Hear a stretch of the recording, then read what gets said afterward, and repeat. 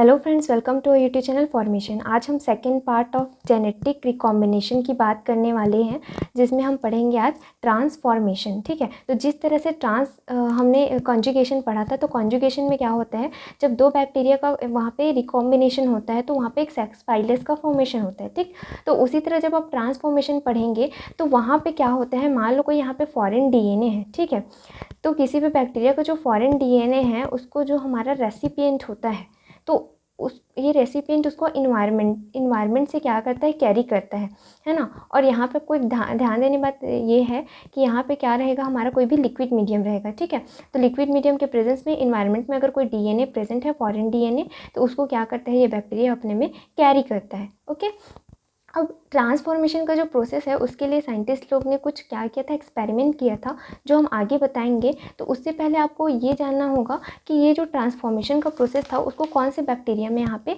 देखा गया था। ठीक है, तो यहाँ पे दो तरह के आपको दिखेंगे, स्टेफिलोकोकस न्यूमोनी, जिसको आजकल हम डिप्लोकोकस न्यूमोनी भी कहते हैं। तो इसी का दो यहाँ पे आपको वेरिएंट देखने को मिलेगा। ठीक है, एक होता है कैप्सुलेटेड या फिर स्मूथ सेल टाइप, जिसको हम वायरुलेंट कहते हैं। क्यों?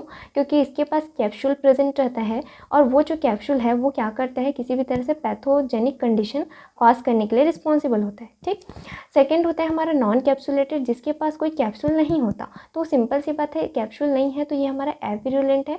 एविरुलेंट मतलब कि किसी भी तरह से यहाँ पे डिसीज कॉज नहीं करेगा। ठीक है, वो हमारा नॉन पैथोजेनिक है। तो फिर अब हम यहाँ पे थ्योरी की बात करते हैं। तो सबसे पहले, bacterial transformation is a transfer of free DNA release from a donor bacterium to recipient cell through the liquid medium in which they grow. मतलब कि इसमें क्या होता है, जो फ्री DNA होता है ना, वो डोनर से रिलीज होता है और उसको रेसिपिएंट क्या करता है, किसी भी लिक्विड मीडियम के थ्रू वो अपने में कैरी करता है। This process doesn't require a living donor cell and only require free DNA in the environment. में पहले से बोली कि यहाँ पे कोई हमको और बैक्टीरिया नहीं चाहिए, लेकिन उस बैक्टीरिया के द्वारा प्रोड्यूस किया गया कोई फ्री DNA, वो जो इन्वायरमेंट में यहाँ पे प्रेजेंट है, वो हमको चाहिए। ठीक है, तो उसको कोई सेकेंड बैक्टीरिया यहाँ पे कैरी करता है। The process of transformation can transfer DNA regions of 1 to 10 kilobase. ठीक है, यहाँ पे ट्रांसफॉर्मेशन के प्रोसेस में जो DNA यहाँ पे क्या होगा, आपका ट्रांसफॉर्म होगा, वो 10 किलोबेस का रहता है। तो सबसे पहले F. ग्रिफिथ जो साइंटिस्ट थे, initially conducted the experiment on transformation. इन्होंने सबसे पहले ही एक्सपेरिमेंट किया था। तो इन्होंने क्या लिया था अपने लिए एक्सपेरिमेंट के लिए, ही टुक 2 strains of the bacterium Streptococcus pneumoniae, जिसको हम न्यूमोनोकोकस न्यूमोनी भी कहते हैं, या फिर आजकल इसको हम डिप्लोकोकस न्यूमोनी भी कहते हैं। ठीक है, तो इसके दो यहाँ पे स्ट्रेन उन्होंने लिया था। एक होता है कैप्सुलेटेड और दी स्मूथ, जिसको हम S टाइप ऑफ या फिर वायरुलेंट या फिर पैथोजेनिक यहाँ पे हम बैक्टीरिया कहते हैं। फॉर्म स्मूथ कॉलोनी, ये हमारे स्मूथ कॉलोनी फॉर्म करते हैं, लेकिन इसमें कैप्सूल प्रेजेंट होता है। सेकंड होता है हमारा नॉन कैप्सुलेटेड या फिर रफ टाइप ऑफ एविरुलेंट और नॉन पैथोजेनिक फॉर्म, जो हमारा रफ कॉलोनी फॉर्म करता है कल्चर मीडियम में। ये हमारा नॉन कैप्सुलेटेड होता है, मतलब कि नॉन पैथोजेनिक होता है। ओके, फिर Griffith experiment on mice as summarised below. तो यहाँ पे जो एक्सपेरिमेंट है उसको हम देखते हैं।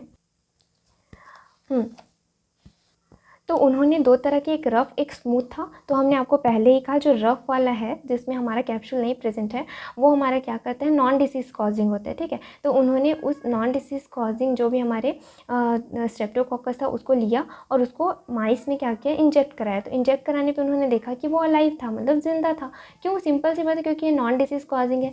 फिर उन्होंने विरुलेंट वाले को लिया, जिसके पास यहाँ पे हमारा कैप्सूल प्रेजेंट है पॉलीसेकेराइड का। फिर उसको इंजेक्ट कराया माइस में, तो उसका डेथ हो गया। सिंपल सी बात है, विरुलेंट है तो डेथ हो जाएगा। अब उन्होंने क्या किया, अब उन्होंने जो ये S वाला है जो विरुलेंट है, उसको बॉईल कर दिया। तो बॉईल करने से सिंपल सी बात है, इसकी जो पैथोजेनिसिटी है या फिर उसका जो भी कैप्सूल है वो डिस्ट्रॉय हो जाएगा। ठीक है, तो यहाँ पे हीट ट्रीटेड S लिया उन्होंने। ठीक है, फिर उसको बॉईल किया, मतलब कि हीट ट्रीटेड मतलब उसको बॉईल किया, फिर उसको यहाँ पे माइस में इंजेक्ट कराया। तो सिंपल सी बात है, वो अलाइव रहेगा। क्यों? क्योंकि इसकी जो भी पैथोजेनिसिटी थी वो बॉईल करने से ख़त्म हो चुकी है। अब उन्होंने फिर दिमाग लगाया। अब उन्होंने क्या किया, ये जो हीट ट्रीटेड जो S था, मतलब जिसके पास कैप्सूल है, उसको R के साथ, मतलब जिसके पास कोई कैप्सूल नहीं है, उसके साथ क्या किया, कंबाइन कर दिया। अब कंबाइन करने के बाद इंजेक्ट किया तो देखा कि ये जो माइस था उसका डेथ हो गया।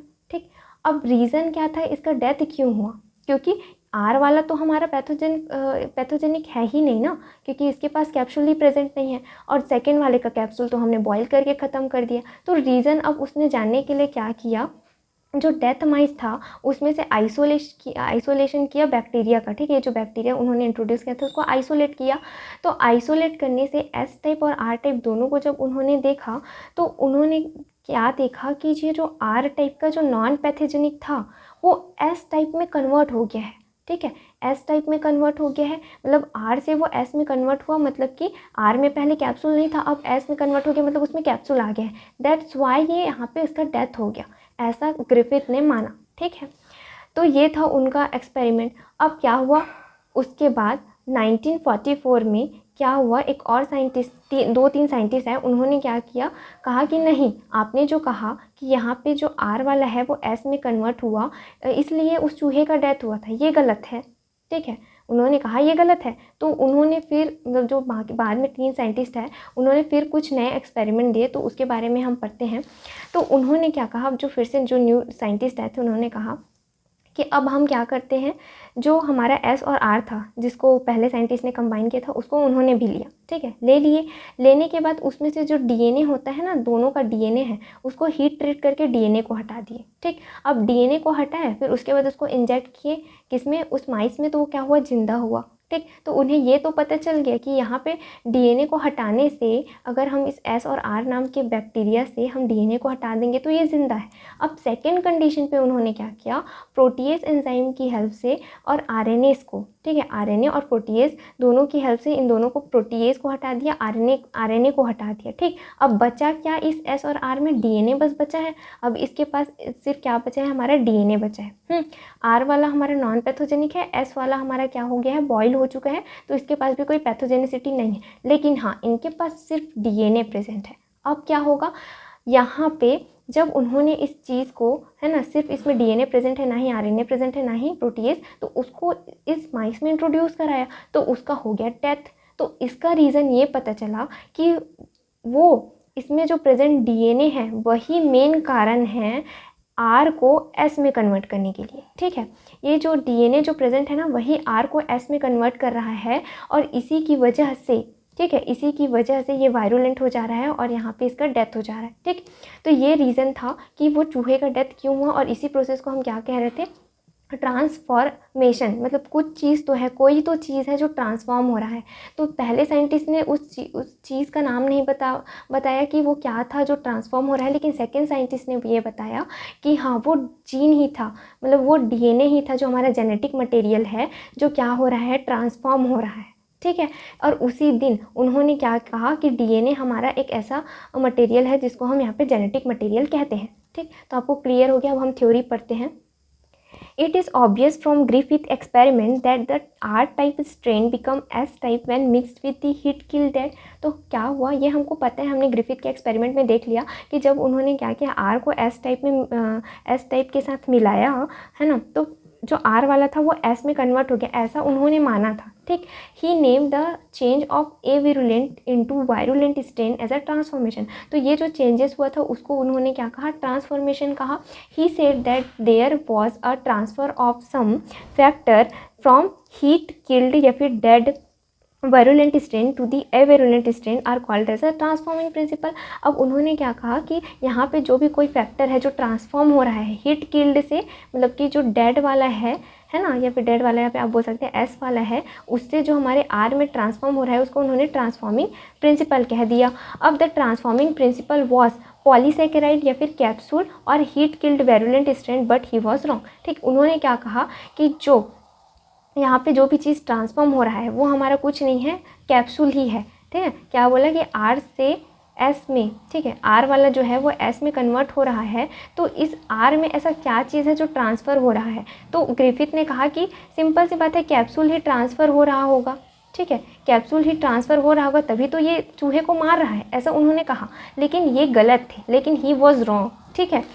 The idea of polysaccharides as transforming principle came to an end in 1944 when Avery, MacLeod and the McCarthy showed that it is the DNA which work as a transforming principle not the polysaccharide of the capsule। मतलब कि फिर ये जो 3 scientist हैं 1944 में उन्होंने कहा कि यहाँ पे कोई पॉलीसेकेराइड काम नहीं कर रहा है माइस को मारने के लिए, यहाँ पे जो DNA है वो यूज़ हो रहा है एज अ ट्रांसफॉर्मिंग मटेरियल। ठीक है, यहाँ पे जो ट्रांसफॉर्म हो रहा है वो कुछ यहाँ पे कैप्सूल ट्रांसफॉर्म नहीं हो रहा है, वो DNA ट्रांसफॉर्म हो रहा है। दैट्स वाई जो आर वाला पार्ट है वो हमारा विरुलेंट हो जा रहा है। ठीक है, तो ये फिर उसी दिन क्या हुआ, दे प्रूव्ड, और उन साइंटिस्ट ने प्रूव किया, they proved for the first time that DNA is a genetic material. तो उन्होंने फर्स्ट टाइम ये प्रूव किया कि DNA हमारा जेनेटिक मटेरियल है। तो यहाँ पे हम ट्रांसफॉर्मेशन के स्टेप्स की बात करते हैं। तो होता क्या है, मैंने आपको पहले ही कहा कि यहाँ पे इन्वायरमेंट से क्या करते हैं, कोई भी रेसिपिएंट बैक्टीरिया DNA को कैरी करता है। तो ये हमारा इन्वायरमेंट में कोई भी DNA के फ्रैगमेंट्स है फ्रॉम द डोनर सेल। ठीक है, तो इसको क्या किया, सबसे पहले ये जो डोनर सेल है, ठीक है, डोनर DNA है वो क्या होता है, इस रेसिपिएंट सेल के सरफेस पे जाके अटैच होता है। ठीक है, तो DNA bind to the surface of the recipient, यहाँ पे सरफेस पे आया। अब यहाँ पे आप देख सकते हैं इस पर्टिकुलर बैक्टीरिया के पास खुद का DNA है, और ये जो कैपिटल A और कैपिटल B आपको दिख रहा है वो क्या है, फॉरेन DNA है। तो ये recipient cell taken up donor DNA, तो ये डोनर DNA को अपने में टेकन अप कर लिया। फिर क्या होगा, अब ये जो आपका जो फॉरेन DNA दिख रहा है वो क्या होगा, इसके साथ इंटीग्रेट हो जाएगा। ठीक है, तो recombination occur between the donor DNA and the recipient DNA, दोनों DNA के पास रिकॉम्बिनेशन हो जाएगा। तो रिकॉम्बिनेशन होने के बाद क्या होगा, ये जो आपको दिख रहा है ये जो B वाला पार्ट है वो यहाँ पे इस B वाले पार्ट के पास जाके रिकॉम्बिनेंट हो चुका है। ठीक है, तो ये जेनेटिकली ट्रांसफॉर्म्ड सेल यहाँ पे बना है। तो अब इस जेनेटिकली ट्रांसफॉर्म्ड सेल है ना, ये जो भी बना है उसके पास क्या प्रॉपर्टी होगी, पहले उसके पास अगर कैप्सूल ना रहा होगा, ठीक है, जैसे कि हमने आपको एक्सपेरिमेंट में बताया उसके पास पहले कैप्सूल नहीं था, फिर वो ट्रांसफॉर्म हुआ R to S में, मतलब कि S से R में ट्रांसफॉर्म हुआ, तो उसके बाद कैप्सूल आ गया, ये हमने पढ़ा था ना एक्सपेरिमेंट में। तो सेम उसी तरह पहले क्या पता इस बैक्टीरिया के पास कैप्सूल ना रहा हो, ये एविरुलेंट रहा हो, लेकिन अब इसके पास कोई फॉरेन DNA आया है तो हो सकता है इसके पास एक कैप्सूल आ गया हो। ठीक है, और ये जो भी हमारा जो यहाँ पे DNA रिकॉम्बिनेंट नहीं हो पाया वो यहाँ पे डिग्रेड हो जाता है। ठीक, तो अब हम इसके स्टेप्स की बात करते हैं। तो the success of transformation depends on the competence of the host cell. हाँ, यहाँ पे एक चीज़ और इम्पॉर्टेंट है कि ट्रांसफॉर्मेशन का प्रोसेस कब होता है, कब सक्सेस होता है। तो उसका एक रीज़न है कि मान लो यहाँ पे इन्वायरमेंट में कोई भी फॉरेन DNA है, उसको अगर ये रेसिपिएंट एक्सेप्ट कर ले रहा है, अगर इस रेसिपिएंट के पास एबिलिटी है कि वो इस फॉरेन DNA को अपने में क्या कर सके, कैरी कर सके, तो इस बैक्टीरिया को हम क्या कहेंगे, कॉम्पिटेंट कहेंगे। ठीक है, मतलब कि ये कैपेबल है, इसलिए इसको हम कॉम्पिटेंट कहेंगे। तो the success of transformation depends on the competence of the host cell. Competence is the ability of a cell to incorporate naked DNA in the process of transformation। ठीक है, तो ये competent एक ऐसा एबिलिटी होता है किसी भी सेल का कि कोई भी बाहर का जो naked DNA है उसको अपने में कैरी कर सके। When donor DNA comes into contact with the competent bacterial cell, जब ये वाला जो DNA है competent bacterial cell के कांटेक्ट में आता है, it first bind on the cell surface, सबसे पहले सेल सरफेस पे बाइंड हुआ था, हमने आपको डायग्राम में दिखाया था। ठीक है, with the help of DNA binding protein, यहाँ पे DNA बाइंडिंग प्रोटीन रहता है, उसकी हेल्प से यहाँ पे जुड़ जाता है, and then is taken up inside the cell, फिर वो सेल के अंदर जाता है। उसके बाद in some of the cases it is observe that double standard DNA enters inside the bacterial cell, whereas in the other only single stand enters into the recipient bacterial cell. मतलब कि ये starting में double standard है, ठीक है, और इसके अंदर में जा रहा है हमारा सिंगल स्टैंड। क्यों, देखिए क्या होता है, ये अंदर में क्या है, अगर बैक्टीरिया का डबल स्ट्रैंड है और ये हमारा सिंगल स्ट्रैंड है, तो मान लो ये अंदर गया तो यहाँ पे क्या हो जाएगा, क्लीव हो जाएगा किसी बैक्टीरिया के थ्रू, फिर इसमें जाके इनकॉर्पोरेट हो जाएगा। ठीक है, तो जब ये क्लीव हुआ तो ये डबल से सिंगल हुआ, फिर ये जो एक्स्ट्रा पार्ट है वो जाके ऐसे डबल स्टैंडर्ड बना लेता है। ठीक है, तो लिखा है कि an endonuclease enzyme now degrade one stand of double standard DNA। मैंने पहले कहा कि वो क्या करते हैं, जो रेसिपिएंट बैक्टीरियल सेल है उसका एक डबल स्टैंड है तो उसमें का एक स्टैंड को ब्रेक डाउन कर देता है। ब्रेक डाउन करने के बाद the corresponding region of this group is filled by the donor single stand DNA। अब देखो ये डबल स्टैंड को तो तोड़ दिया तो ये हो गया सिंगल स्टैंड, तो अब इसको क्या करेगा, फील कौन करेगा, ये जो हमारा डोनर है, ठीक है, वो जाके इसे फील करके डबल स्टैंड बना लेगा। ठीक है, तो recombination with the help of the ligase enzyme, ligase enzyme क्या करते हैं, जोड़ने का काम करता है, तो यहाँ पे इसको जोड़ दिया तो यहाँ पे डबल स्टैंड बन गया। ठीक है, अब ये ख़त्म हो गया आपका ट्रांसफॉर्मेशन, लेकिन ये 2 प्रोसेस से होता है, ठीक है। कौन कौन से प्रोसेस? नेचुरल भी हो सकते हैं, आर्टिफिशियल भी हो सकता है, ओके। तो नेचुरल में क्या होगा? नेचुरल में वो नेचुरली होगा, bacterial naturally ability to incorporate DNA from the environment directly set to the competent. और आर्टिफिशियल में हम क्या करते हैं, उस बैक्टीरिया में कंपिटेंट की एबिलिटी हम जनरेट करते हैं बाई उसमें उसको हम ट्रीट करा देते हैं इस बैक्टीरिया को कैल्शियम के साथ, रुबिडियम क्लोराइड के साथ, या फिर इलेक्ट्रोपोरेशन या फिर हीट शॉक के थ्रू। तो artificial bacteria cell can changed into competent by treating cell with the calcium और रुबिडियम क्लोराइड और वाया द इलेक्ट्रोपोरेशन और the heat shock treatment is called as artificial competent, ठीक है। तो ये आपका ट्रांसफॉर्मेशन कंप्लीट हुआ। अब हम लास्ट अपने वीडियो में बात करेंगे ट्रांसडक्शन प्रोसेस के बारे में।